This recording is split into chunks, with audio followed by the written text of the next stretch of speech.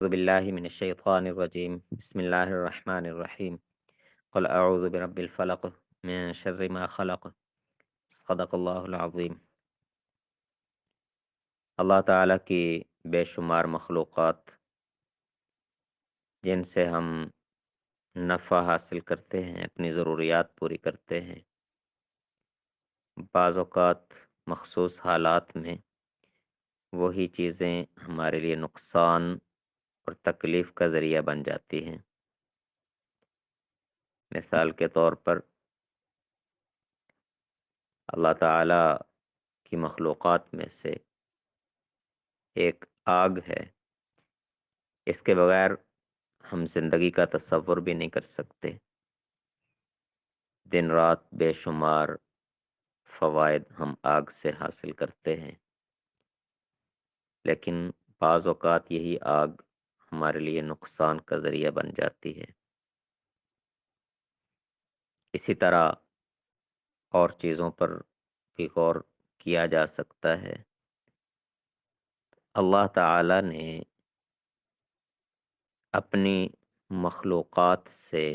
نفع حاصل کرنے اور ان کے شر سے بچنے کے لیے اپنے رسول صلی اللہ علیہ وسلم کے ذریعے ہماری رہنمائی فرمائی، ہمیں اس کے اصول اور طریقے بتائے گئے۔ خاص طور پر دعاؤں کا اہتمام کرنا سکھایا گیا۔ نبی اکرم صلی اللہ علیہ وسلم جب بھی کوئی چیز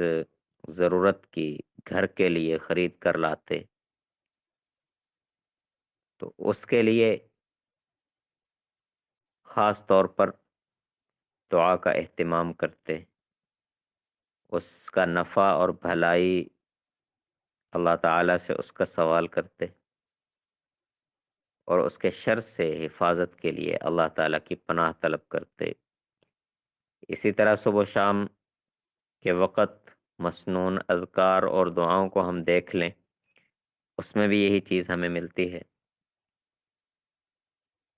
تو اللہ تعالیٰ نے سورۃ الفلق میں چند اہم اور بنیادی چیزوں کا تذکرہ کر کے ہمیں دعا کا طریقہ سکھایا ہے۔ قل اعوذ برب الفلق، اے رسول صلی اللہ علیہ وسلم، اے میرے بندے، مجھ سے یوں مانگیں، یوں کہیں، اعوذ برب الفلق، کہ میں صبح کے رب کی پناہ لیتا ہوں،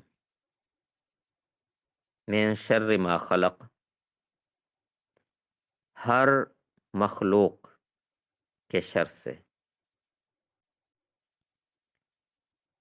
ومن شر غاسق اذا وقب، رات کی تاریکی کے شر سے جب وہ چھا جائے۔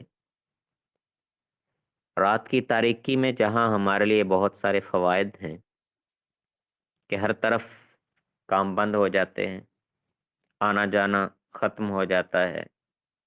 سکون کے ساتھ انسان اپنی نیند اور اپنا آرام مکمل کر لیتا ہے، تو اس کے ساتھ ساتھ اسی اندھیرے میں بہت سارے شرور کا خطرہ بھی بڑھ جاتا ہے۔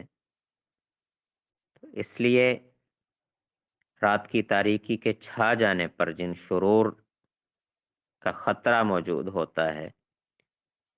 ان شرور سے پناہ مانگنے کا طریقہ بتا دیا۔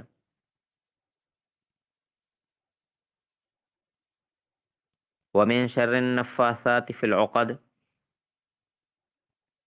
یہ اکثر ہم سنتے رہتے ہیں کہ بعض جاہل اور گمراہ قسم کے لوگ دوسروں کو نقصان پہنچانے کے لیے یہ کالا علم یا جادو وغیرہ کا استعمال کرتے ہیں۔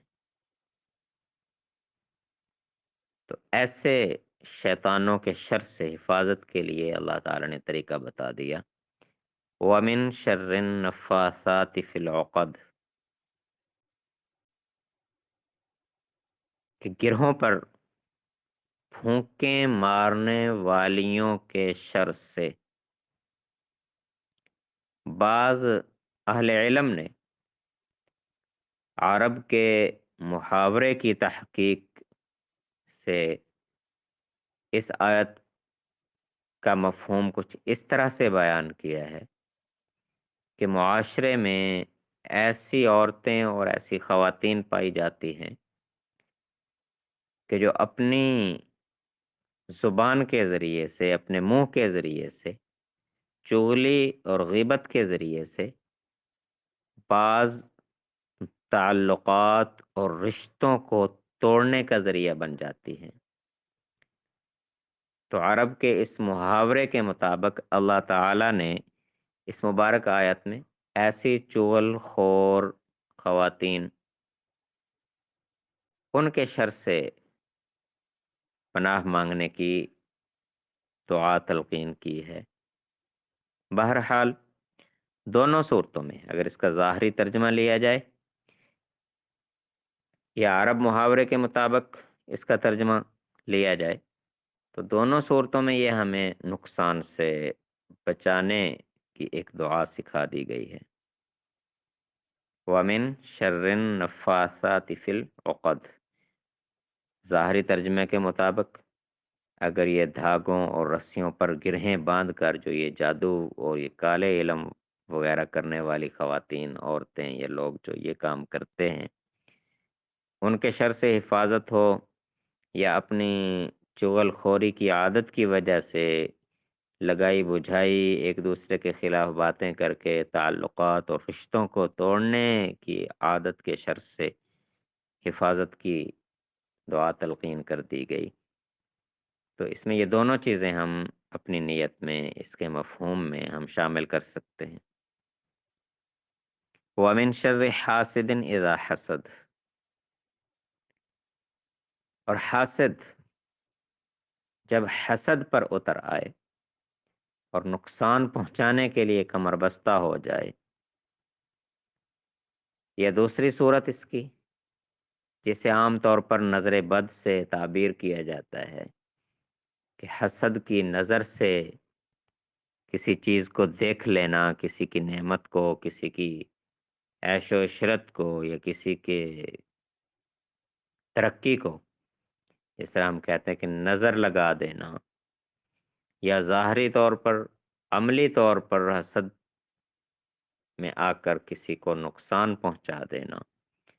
تو یہ بھی ایک معاشرے میں ایک خطرناک رجحان ہے۔ تو اس چیز سے حفاظت کی دعا بھی تلقین کر دی گئی۔ تو اللہ تعالیٰ نے اس صورت مبارکہ میں چند بنیادی چیزوں کا ذکر کر کے ان کے شر سے بچنے کی دعا تلقین کر دی کہ اللہ تعالیٰ سے اس انداز میں پناہ مانگ لیا کریں۔ اب اس صورت مبارکہ کو ہم پڑھ لیں تو قرآن مجید کی اللہ تعالیٰ کے کلام کی تلاوت کا اجر بھی ملے گا، اور پھر اس میں یہ دعائیں آ گئیں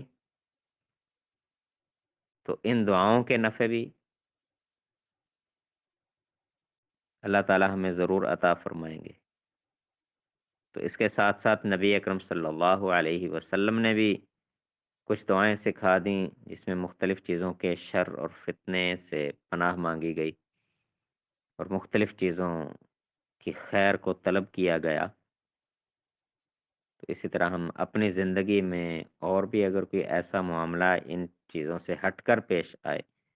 تو ہم اسے بھی دعا میں شامل کر سکتے ہیں۔ تو یہاں کسی چیز کی نفی نہیں ہے، چند چیزیں سکھا کر باقیوں کی طرف اشارہ دے دیا گیا کہ اگر ایسی کوئی مسئلہ، ایسا کوئی خطرہ ہو تو پھر اللہ تعالیٰ سے یوں دعا کر لی جائے۔ اللہ تعالیٰ ہر قسم کے شرور و فتن سے ہماری حفاظت فرمائے۔